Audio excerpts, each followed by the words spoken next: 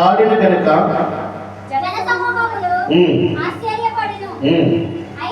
అయితే కొందరు యేసు ప్రభు గారిని ఏమంటున్నారు? అమ్మా, యేసు ప్రభు గారిని ఏమంటున్నాడు? ఇప్పుడు మంచి చేద్దామని వచ్చాడు యేసు ప్రభు అక్కడికి. చెప్పాలి, ఆ గ్రామానికి ఎందుకు వచ్చాడు యేసు ప్రభు? మంచి చేద్దామని వచ్చాడు. హల్లెలూయా. కష్టంలో ఉన్నవారిని, కన్నీళ్ళలో ఉన్నవారిని, వ్యాధంలో ఉన్నవారిని పలకరిద్దామని వచ్చాడు. హల్లెలూయా, హల్లెలూయా. పలకరిద్దామని వచ్చినప్పటికీ అక్కడ ఒక సంథింగ్ జరిగింది. ఏం జరిగింది? యేసు ప్రభు గారు ఎదుటంట ఒక మోగాయిని అంటున్నాడంట. ఎవరైనా మోగాయిని అంటే అదేమంటున్నారు? ఆ మోగాయిని త్యాగేసి ప్రభు దిగమా బయటికి రా అనగానే ఆ మోగ దయ్యం బయటకు వచ్చిందంట. అక్కడ ఎంతమంది ఉన్నారంట? కొంత జనం ఉన్నారంట. ఆ జనం ఏమంటున్నారంటే ఇతనికి ఒక పేరు పెట్టాడంట. ఏ పేరు? దెయ్యములకు అధిపతి. హల్లెలూయా, హల్లెలూయా. ఏ అధిపతి అంట? అంటే ఏది పొందడానికి అధిపతిగా పెట్టేస్తారా? లోకం. ప్రియులారా, అయితే అక్కడ మంచి చేద్దామని వచ్చాడు. అందుకే మనం ఫస్ట్ ఏం చదువుకున్నామంటే, అయితే నేను దేవుని వేలుతో తీయములు వెళ్ళగొట్టుచున్నాయనగా నిశ్చయముగా దేవుని రాజ్యం మీ వద్దకే వచ్చి ఉన్నది. హల్లెలూయా. దేవుని రాజ్యం మన మధ్యనే ఉన్నది. హల్లెలూయా. ఇద్దరు ముగ్గురు ఎక్కడ ఉంటే అక్కడ ప్రభు యొక్క రాజ్యము చెప్పాలి ఉన్నది. హల్లెలూయా. ఏ రాజ్యం కడుతున్నాం అంటే మనము దైవ రాజ్యం కడుతున్నాం. ఎలాంటి వాళ్ళు వస్తారు ఆ రాజ్యంలోనికి? ఎలాంటి వాళ్ళు రావాలి అంటే అక్కడ ఉదాహరణకి ఎవరిని చూపించాడంటే, ఇదిగో ఒక మోగ దెయ్యాన్ని పట్టుకున్న వాడిని చూపించాడు. ఆయనకు విడుదల వచ్చింది. యేసయ్యని అమ్మడించమని యేసయ్య చెప్తా ఉన్నాడు. అయితే అక్కడ ఏమంటున్నారంటే వారు 15 వచ్చిన వాళ్ళు అంటున్నారు, వారు చూడండి, వీడు దెయ్యములకు అధిపతి అయ్యి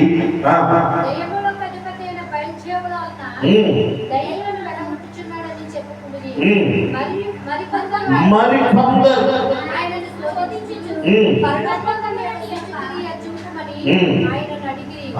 ఎలా చెప్తున్నారు చూడండి. మనమంట యేసు ప్రభు గారికి రాలేదా శోధన? ఎలాంటి శోధన అడుగుతున్నాడు చూడండి. దెయ్యమని అనుకుంటున్న తర్వాత మంచి జరిగింది. ఆ బిడ్డ బాగున్నాడు, సంతోషంతో ఉన్నారు, ఆనందంతో ఉన్నారు ఆ ఫ్యామిలీ అంతా కూడా.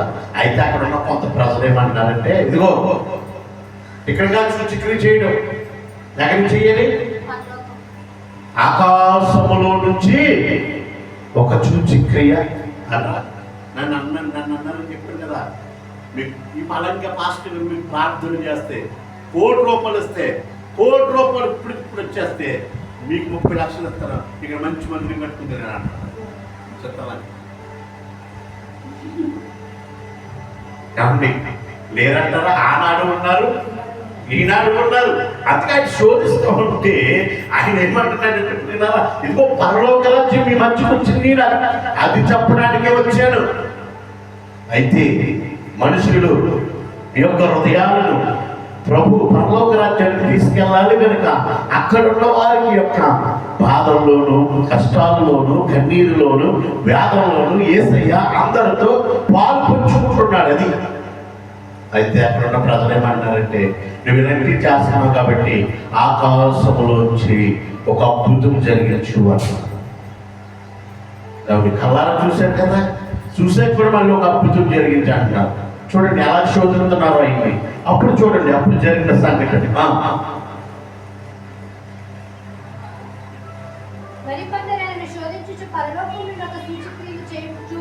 29 వచ్చిన చదవండి ఆ మాట అలా పెట్టి. అప్పుడు ప్రభు ఏమంటున్నాడు చూడండి.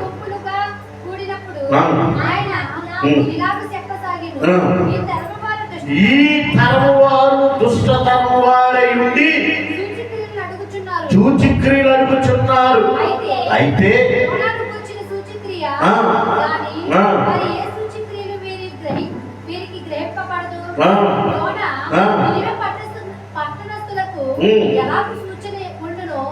అలాగే మనిషి కుమారుడు ఈ తరము వారికి సూచనగా ఉండను. యోనా ఎలా ఉన్నాడు? నివే పట్టణానికి ఎలా ఉన్నాడు? ఒక చూచినగా వెళ్ళాడు, ఒక సొరకాయ మార్చేస్తుంది ఆయన. ఎవరు అమ్మా? సొరకాయ పాలు మార్చేసింది ఆయన. అలసట తీర్చుకుంటున్నాడంట. అలసట తీర్చుకుంటే ఎక్కడ తీర్చుకుంటాడు అలసట తెలుసా? చేపల నుంచి వచ్చిన తర్వాత అక్కడే ఆ సువార్త చెప్తే ఇగో అలసట వచ్చిందని ఒక ప్రాతి కింద కూర్చుంటే ఒక పురుగు వచ్చి దాన్ని కొరికేసి ఏమొచ్చింది? బాధ ఏమవుతుంది? తెల్లన్నప్పుడు ఏమైందంటే అది ఎండిపోయింది. అప్పుడు ఆలోచన చేసి ఒక పురుగు వచ్చింది, సభ్యత ఇలాగైపోయింది. నా ప్రజలు రక్షించాలి, నా గతికి గది భారం పెట్టాడు అని యోనా గురించి అక్కడ చెప్తాను.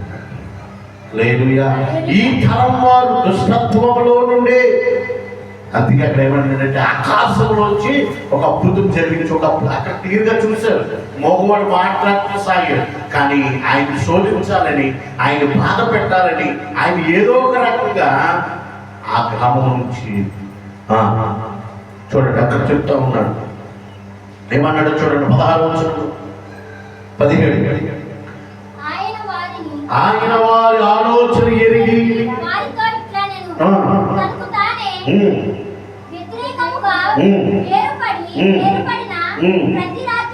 ప్రతి రాజ్యమును ఏమైపోతుందంట? ఏ రాజ్యం అంట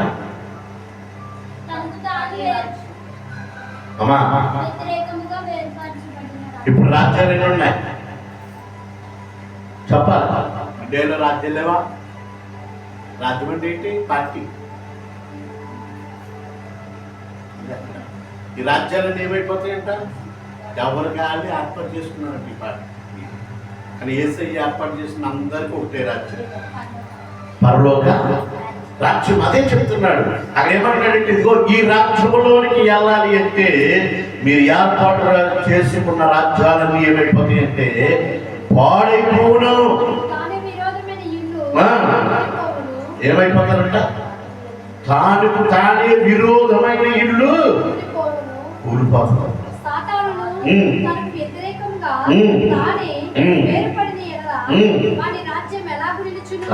ఎలా నిలుస్తుంది చెప్పాలి? నిలుస్తుంది అంటారా అమ్మా? క్వశ్చన్ మార్క్ అక్కడ. సాతాను యొక్క రాజ్యం నిలుస్తుందా? ప్రభు అంటున్నాడు నిలుస్తుందా ఉంటుందా? అందమైన రాజ్యం అంటది. ఏ రాజ్యం? యేసయ్య రాజ్యం ఎటువంటిదంట? అందమైన రాజ్యం. ఏమి లోటుపాటు లేని రాజ్యం. ఇక్కడ ఉన్నదట సాతాను రాజ్యం ఎలాగ నిలుస్తుంది? రాజ్యం ఏలబడుతుంది, వ్యతిరేకమైన రాజ్యాలు ఏలబడుతున్నాయి అంటున్నాడు. కనుక రాజ్యం ఉందంట. ఆ రాజ్యము మన మధ్యలోనే ఉందంట. ఆ రాజ్యం మన మధ్యలోనే ఉందంట. అదే పరలోక రాజ్యం. అందుకే చెప్తున్నాడు చూడండి. అప్పుడు ఏమంటున్నాడు చూడండి.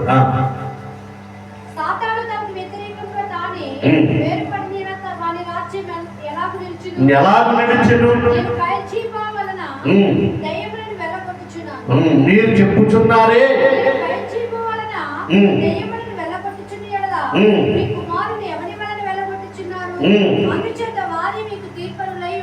ఎవరంటారంట?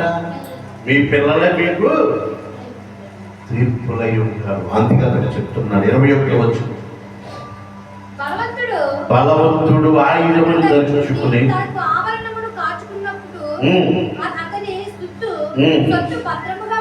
ఎవరంట అమ్మా? ఏసుని నమ్మిన వారెవరు? ఏసు చేతిలో యవనస్తులు ఎలా ఉన్నారంట? బలవంతులు. హల్లెలూయా. మనం ఎవరు అంటప్పుడు ఎవరు మనము ధరించుకున్నాం? మన ఆయుధం ఏమిటి? హల్లెలూయా చెప్పాలి. మన ఆయుధం ఏంటి? యేసయ్యే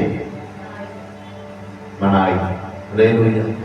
అదున్న వారు ఏమవుతారు? బలవంతులు. బలహీనుడు కాదు వారు, బలవంతుడు. ఆ బలవంతుడిగా ఉన్నవారంట తన సొత్తు ఏమన్నాడు? సొమ్ము అన్నాడు, సొత్తు అన్నాడు. సొత్తు అంటే ఏంటి?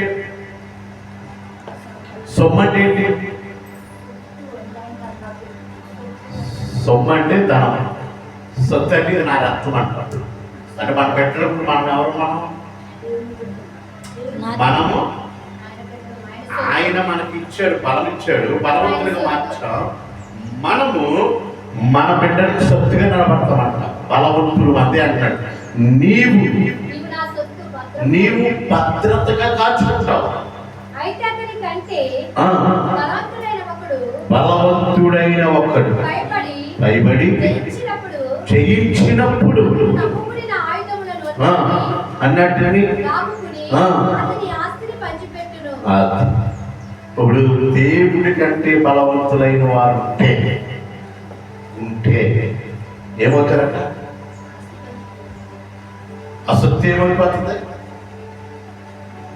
పంచిపెట్టుకుంటారు. భయపడి చేయించినప్పుడు అతడు నమ్ముకున్న అంటే మన మీద ఎప్పుడైనా జయం వచ్చిందనుకో, ఏంటి జయము? యేసయ్య మాట కదా జయం మనకి. చెప్పాలి, యేసు రక్తమే జయం అనుకో. యేసయ్య మాట మనకు ఒక బలమైన ఆయుధం.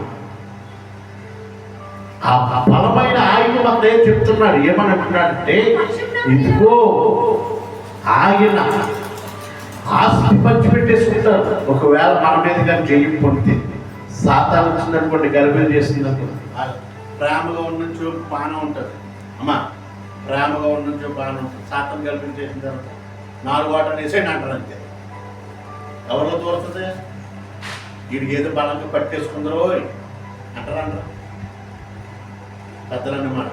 ఇది ఎవరి మాట అన్నప్పుడు బలమైంది ఏదో అక్కడ అంటున్నాడు. ఆడికంటే బలమైనది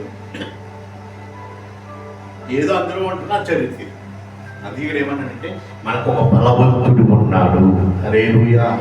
ఆ బలవంతుడు ఎవరు అంటే యేసయ్య. ఆ బలవంతుని మనం ధరించుకున్నామంట. అంటే ఎలా ధరించుకున్నాం? ధరించుకుంటాం అంటే ఏంటి? రక్షణ వస్త్రం ద్వారా ధరించుకున్నాం. ఎలా ధరించుకున్నాం? పరిశుద్ధ అభిషేకం వల్ల ధరించుకున్నాం. మారు మనసు ద్వారా ధరించుకున్నాం. ఇది ధరింపు అంటే కనబడదా ధరింపు.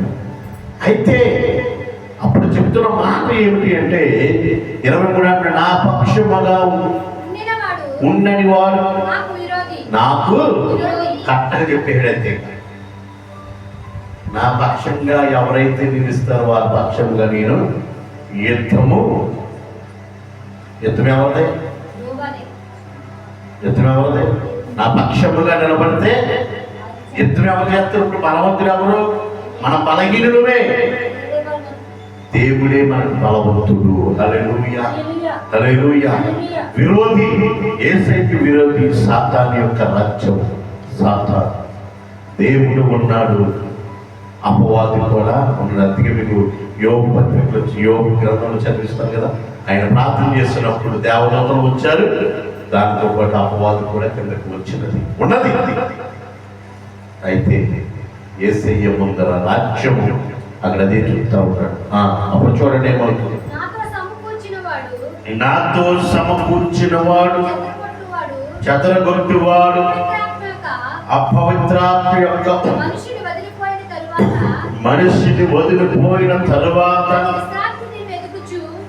అమ్మా అది విశ్రాంతి వెతుకుచు నీరు లేని చోట తిరుగుచు విశ్రాంతి దొరకనందున నేను విడిచి వచ్చిన నా ఇంటికి తిరిగి వెళ్ళదననుకుని వచ్చి ఆ ఇల్లు ఊడ్చి అమరచేయుట చూచి వెళ్ళి తనకంటే చెడ్డవైన మరియు 7 ఆత్మలను వెంటబెట్టుకుని వచ్చాను.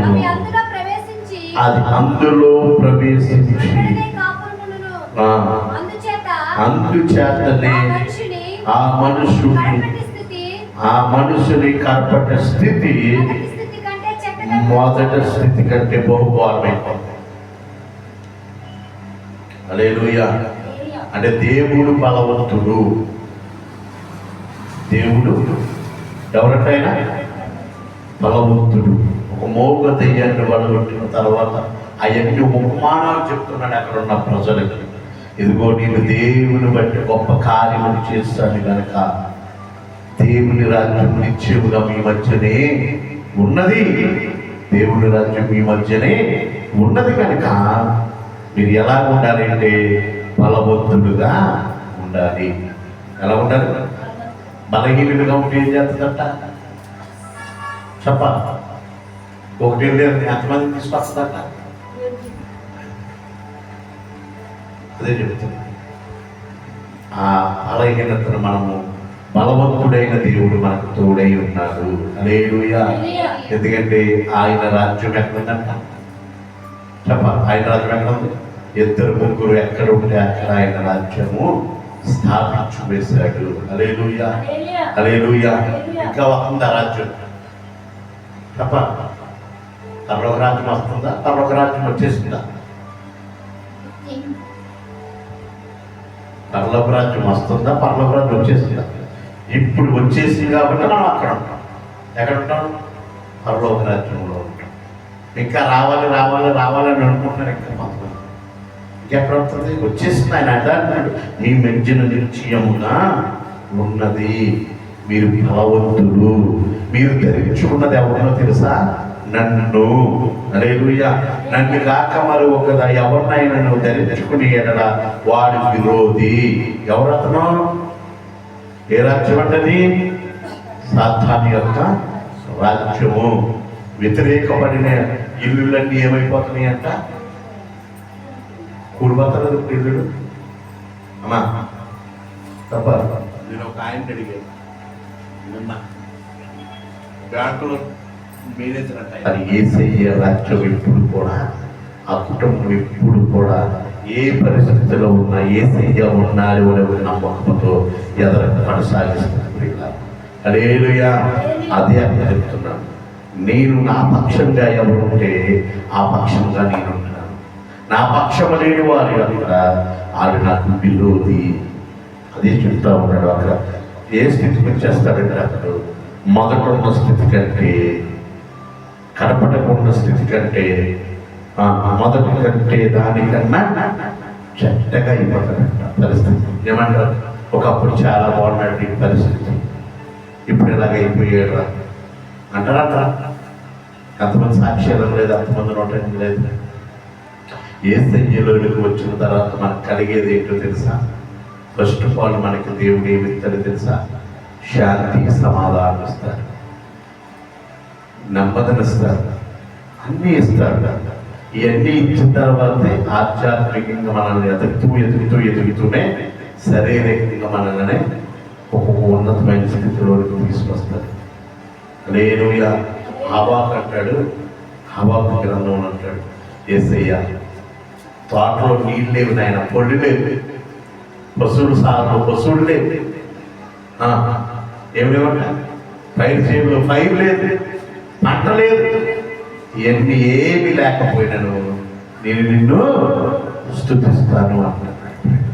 హల్లెలూయా. ఆయనకి అంతది ఏమంటున్నాడు? ఏమున్నా లేకుండా నిన్ను స్తుతిస్తానయ్యా. ఎందుకు తెలుసా?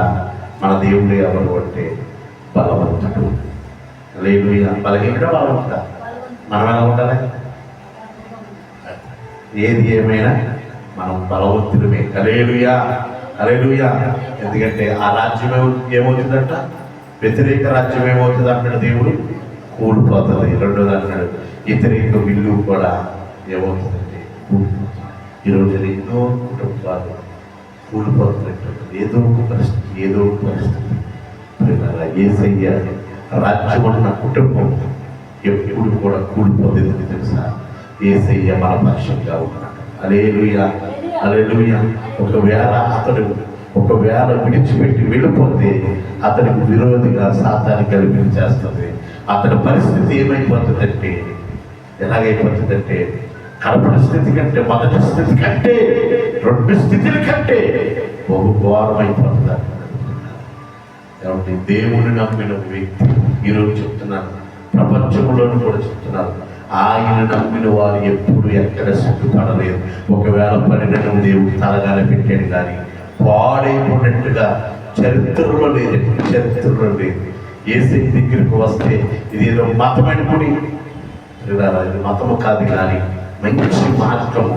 ఏ విషయములైన నిన్ను తలగానే పెడతాడు కానీ తోకగా పెట్టే దేవుడు కాదు. సాతాను యొక్క రాజ్యం కూడబోతుంది, సాతాను యొక్క కుటుంబం అనగా పతనమైపోతాయని బైబిల్ గ్రంథం సెలవిస్తూ ఉంది.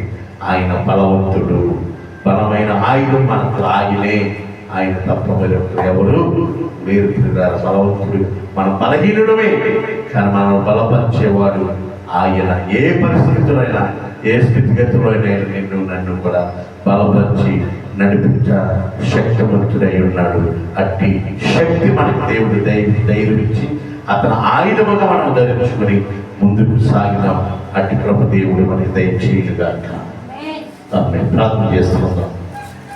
ప్రభువా, నీ రాజ్యములో నేను ఇక్కడికి వచ్చేసిన ఆయన ఆ రాజ్యం, ఆ అందమైన రాజ్యములో నేను ఉండాలి.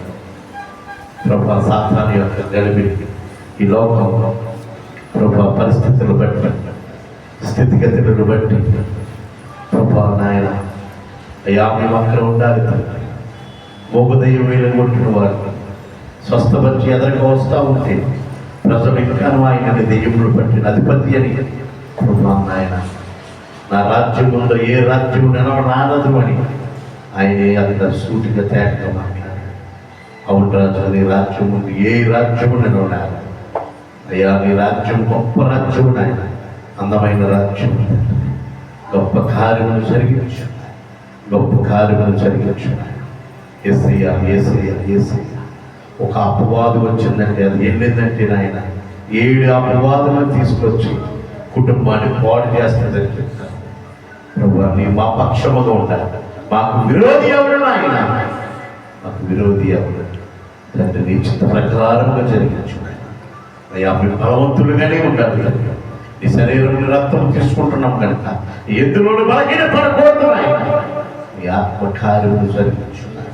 పరిశుద్ధాత్మ దేవుడు నీ కృపను బట్టి నడిపించండి. శక్తిని, బలాన్ని, ఆరోగ్యాన్ని తెచ్చండి. అన్ని విషయాల్లో వర్తిల్లాలి. మీరే తోడుగా నేడుగా ఒక సహాయం చేయండి. వచ్చిన బిడ్డలందరూ ఈ వైద్య శక్తి ద్వారా ఉంటున్న బిడ్డలను కూడా ఏ పరిస్థితుల్లో ఉన్నా తండ్రి మీరు జ్ఞాపకం చేసుకుని నడిపించున్నాను. నజరేయుడైన యేసు నామములో వేడుకుంటున్నాను పరమతండ్రి. ఆమేన్. కరుణాత ప్రవేశ సంపూర్ణ అపవాద నాశనం తండ్రి కార్యాలతో జయము జయము జయ.